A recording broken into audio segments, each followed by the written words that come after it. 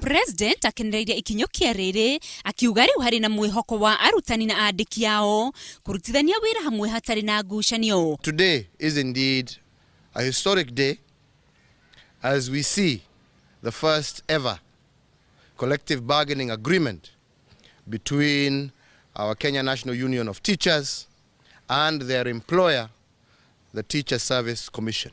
Mufango uyu ukinyanire mieri minini tu kuma President oria andiki a arutani na ciama cia arimu maikare thina mambike mutaratara ukumateithiriria kurutithania wira hamwe thini wa sekta ya githomo. Your Excellency, we've had free and open and candid negotiations with the Teacher Service Commission in arriving at the collective bargaining agreement spanning 2013 and 2017.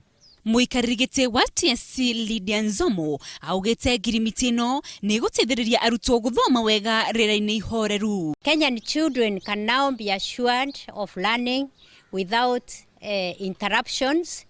Parents can be able to plan for their children, and we believe that once the children of this country are catered for, then we are building very firm foundation for the future of the country. Mutongoria wa bururi ekwaragia thingiri-ini wa irigi mwena wa Mombatha thutha wa mucemanio na atongoria a TSC na NAT.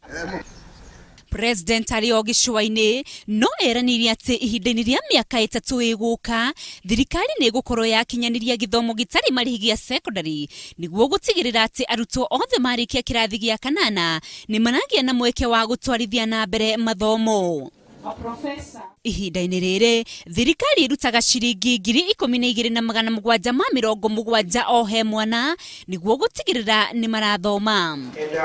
Handu-ini ha Inooro TV, ritwa riakwa ni Rose Wangui.